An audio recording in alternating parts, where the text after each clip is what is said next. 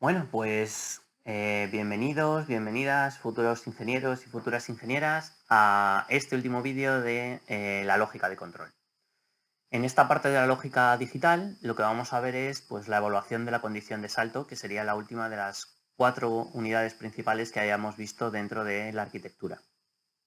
Importante hacer notar que esta parte de la arquitectura, igual que la ALU, no es útil en las instrucciones de salto, porque no se utiliza para nada.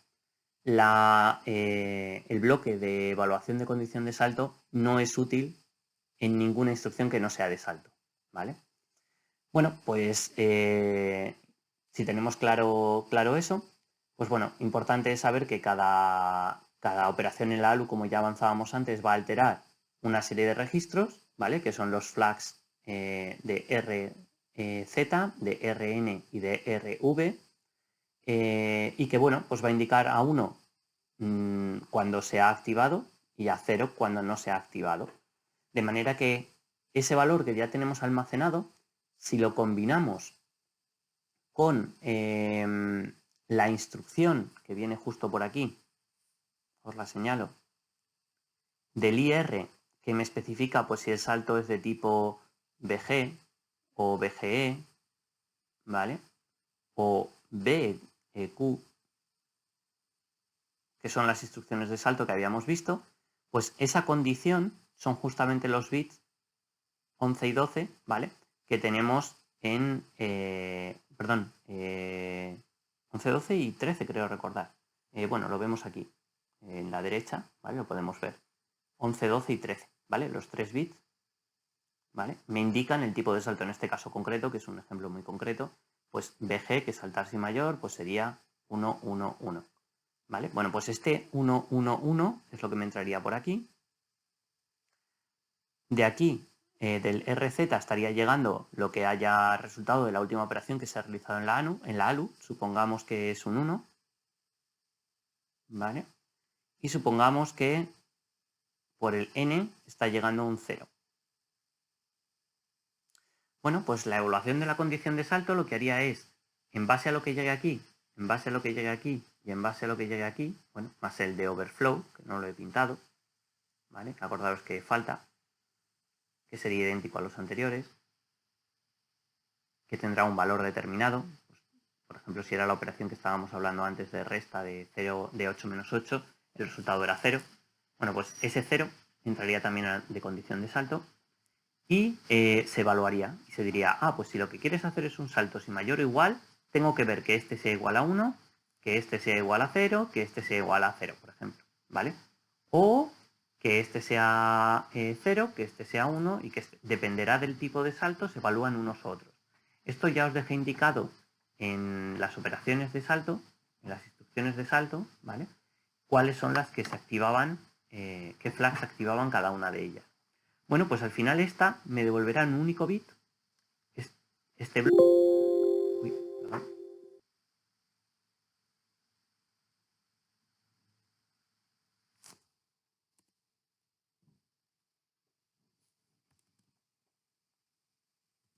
Se me ha ido.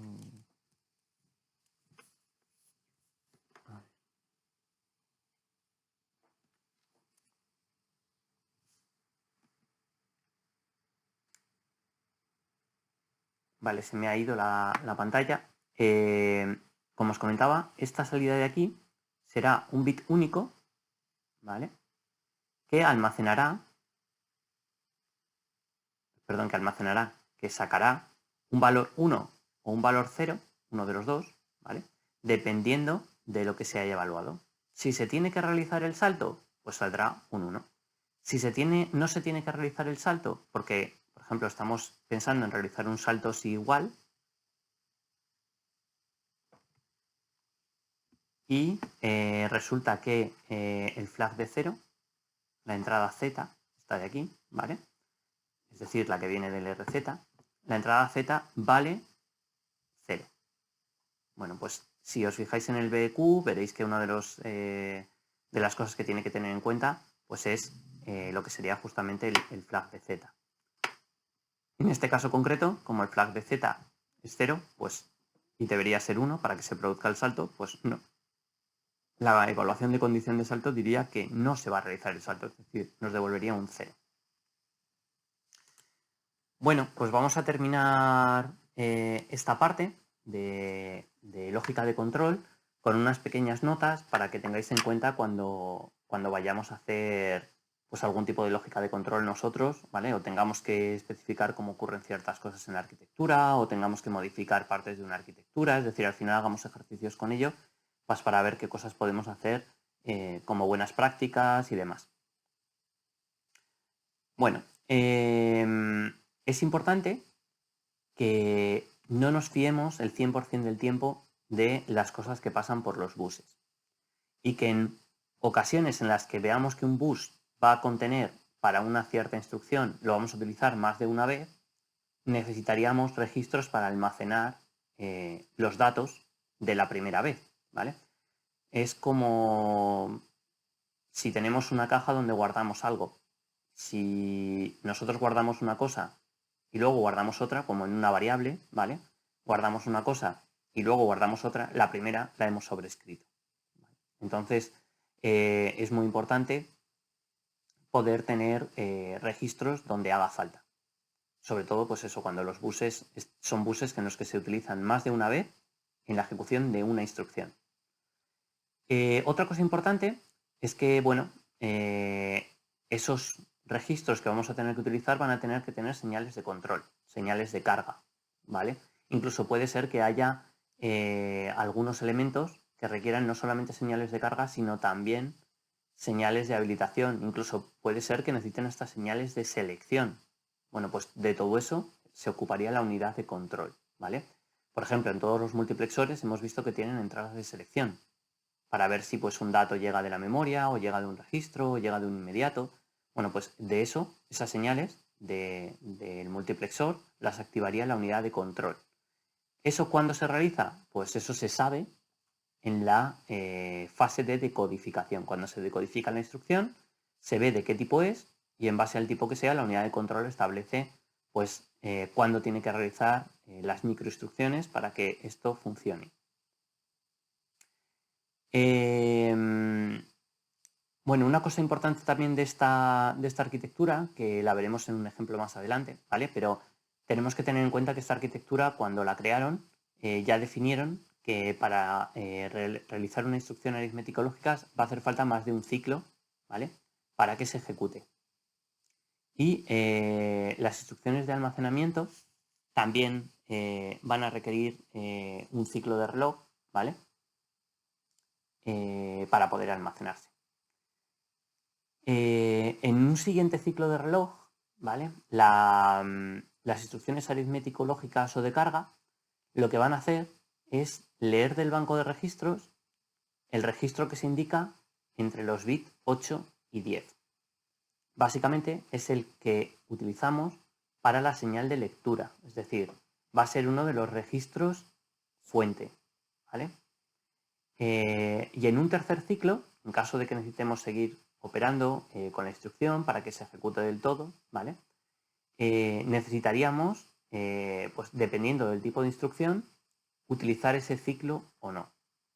En este caso concreto, bueno, pues lo que nos cuentan aquí es que son datos que son de la arquitectura y se han elegido cuando se ha definido cómo queremos que funcione, ¿vale? Si es una instrucción aritmético-lógica, por ejemplo, pues una suma, una resta, básicamente pues hay que elegir durante el tercer ciclo pues la entrada de selección del multiplexor que permite leer un registro, ¿vale? Que en este caso pues son los bits del 5 al 7 del registro de instrucción. Y si la instrucción es de carga, una carga, acordaros que es una lectura de memoria, pues básicamente recordamos que la entrada iba conectada al multiplexor a la entrada 0, ¿vale? Entonces tendremos que elegir en ese multiplexor pues la entrada 0 que viene de los bits del 11 al 13 del registro de instrucción, ¿vale? Recordad que estos numeritos que aparecen para un campo determinado del registro de instrucción, en otra instrucción pueden aparecer en otro lugar, ¿vale? Entonces a nosotros nos interesa, como ya hemos detectado que es una instrucción de carga, ya sabemos que los bits que nos interesan en este caso están del 11 al 13. O cuando comentábamos lo del tema del multiplexor para las instrucciones aritmético-lógicas, pues sabemos que como ya es una instrucción del tipo aritmético-lógico, pues la entrada que tenemos que seleccionar es la 1, 0. Y bueno, por terminar con la parte de estas notas que estábamos comentando, por ver algún tema más relacionado con la arquitectura antes de pasar a las fases de ejecución, ¿vale? A las fases de usabilidad que tiene, de ejecución directamente, ¿vale? Es que no quiero utilizar la palabra ejecución porque es una palabra en las propias fases, ¿vale?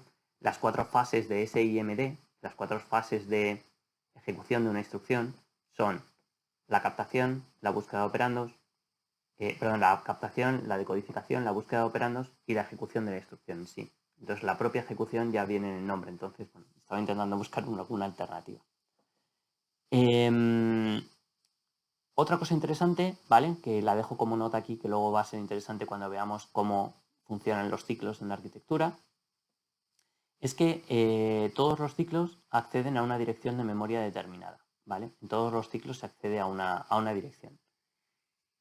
¿Por qué? Pues porque siempre se está seleccionando, el multiplexor no tiene una entrada de habilitación, entonces siempre va a fluir algún dato por ahí, ¿vale? Entonces siempre hay algún dato de dirección de memoria en el bus de direcciones.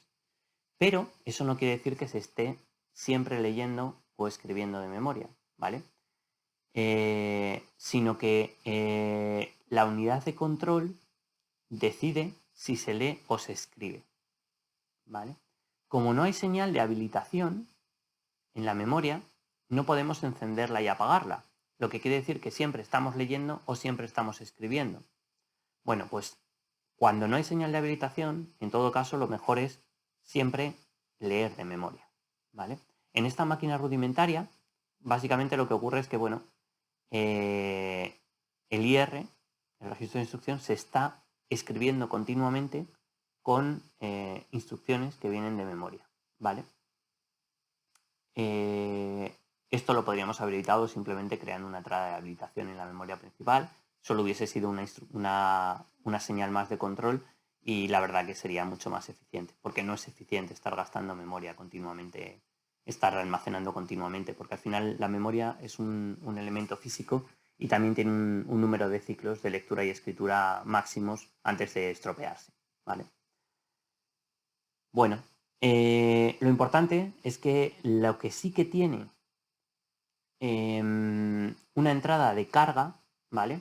Una entrada de habilitación, realmente es como si funcionase como una especie de habilitación, en este caso, porque la señal de carga es como una señal de lectura, ¿vale? Y en el caso de ser un registro, funciona casi como si fuese una señal de encendido-apagado. Incluso, bueno, funciona como media señal de encendido y apagado realmente. Bueno, pues esa señal, la ventaja que tenemos es que sí que la tenemos en el IR, con lo cual no tenemos necesidad de estar sobreescribiendo continuamente el IR. Es decir, los datos se van a estar mandando continuamente desde la memoria principal al IR, pero como tenemos una señal de carga en el IR, no vamos a tener que estar reemplazando ese IR continuamente con datos, ¿vale? Entonces es una cosa importante tenerla en cuenta para cuando veamos las salidas y entendamos un poco la arquitectura. Pues muchas gracias y nos vemos en el siguiente vídeo. Hasta luego.